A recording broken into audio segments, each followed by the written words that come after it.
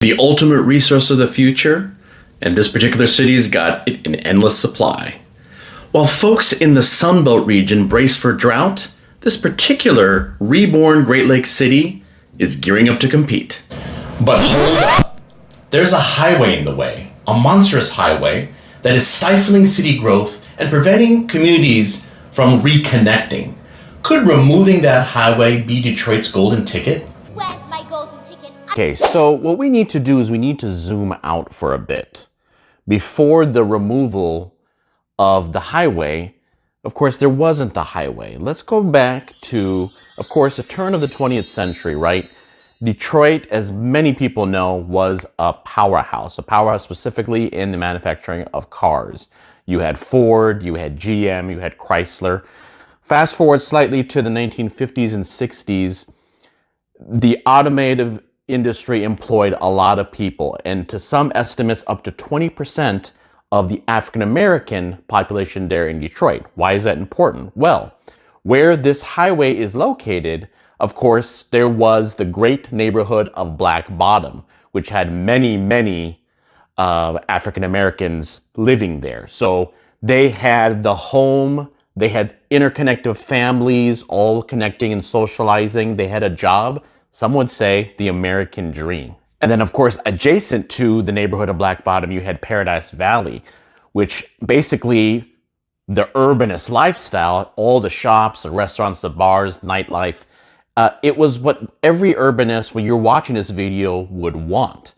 The irony is not many of those African Americans, while they were manufacturing the cars and, of course, being discriminated because the Civil Rights Act wasn't until 1964. So there was, of course, outright discrimination. They weren't be able to afford the cars that they were help manufacturing, but that wasn't really needed. Those cars weren't needed because there was also great public transportation. Streetcars, everything is relative, right? 1950s wise, but they had streetcars. You can easily get around with your family and go to your work. There was no need for the car. These 50s and 60s were a great time in Detroit. So why ruin something that's going great? So part of it, for lack of a better term, white flight. Many white Detroit residents decided to move out to the suburbs, right? They still had sometimes the jobs. Maybe not a lot of them were worth having these jobs over African Americans and had higher paying jobs, unfortunately, or fortunately, depending on your perspective. They still had those jobs, right? Because the automotive industry was still going strong. And of course, they had to get back to their city jobs, but wanted to live in the suburbs. What is needed to get there? Of course, a highway. So government poking their nose where they shouldn't. There was a Reinvestment Act where a lot of cities where they felt were in blighted, the term, they started the construction on these highways. So then what happens? The thriving and vibrant, culturally vibrant Black Bottom gets destroyed. And of course, the byproduct, the entertainment district of Paradise Valley does not have that base to support it. That cripples down. The highways are put in. So, you know, many white families benefited by driving. They could afford those cars. African Americans could not, right? And then they were reallocated to other areas. And a lot of those practices led up to what is going to now here, this fall of Detroit of basically poverty level, unfortunately. And that was all caused by this particular highway, 375.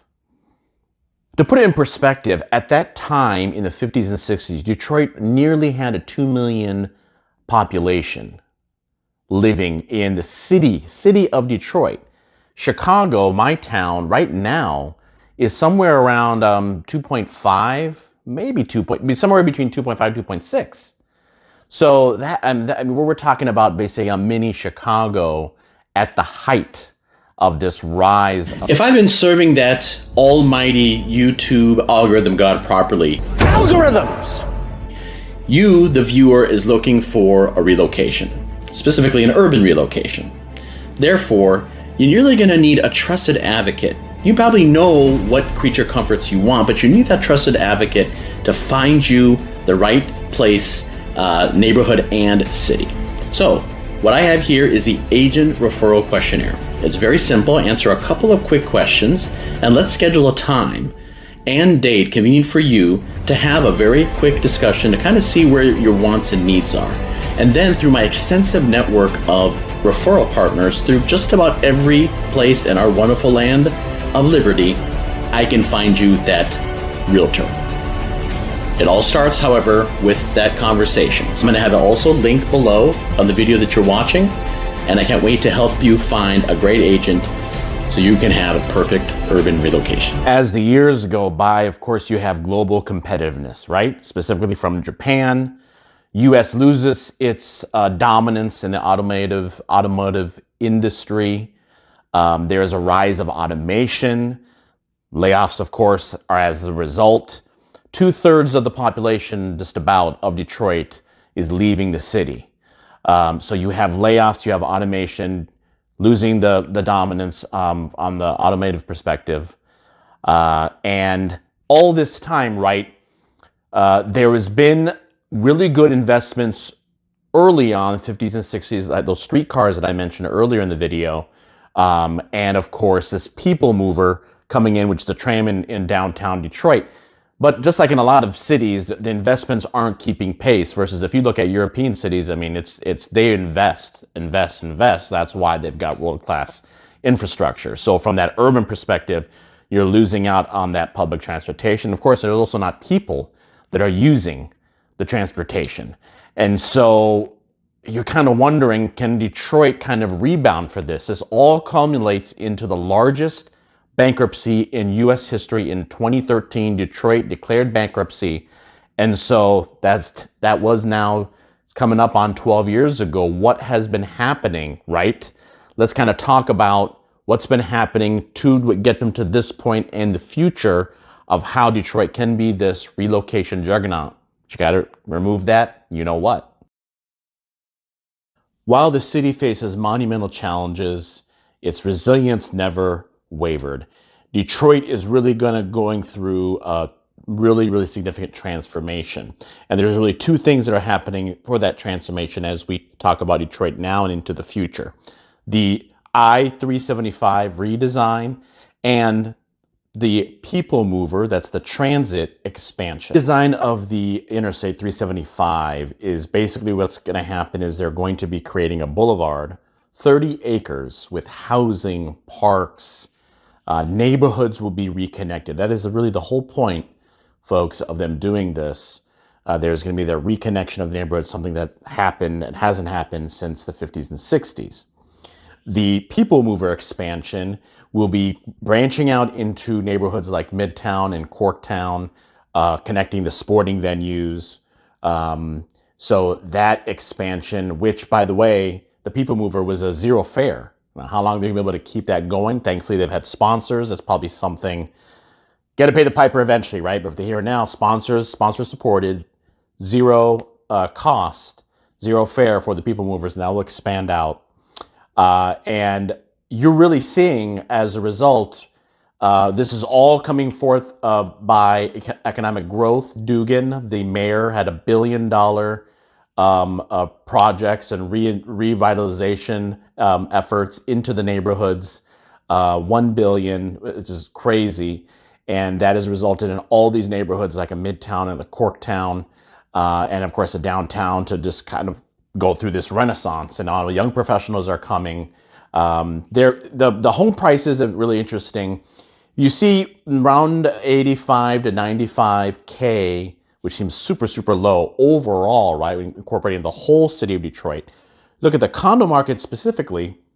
That is much higher in neighborhoods like Corktown. Corktown and Midtown have a little bit of a trending downwards, but you're still talking, as you see, mid 300s, all the way up to 550 and 600.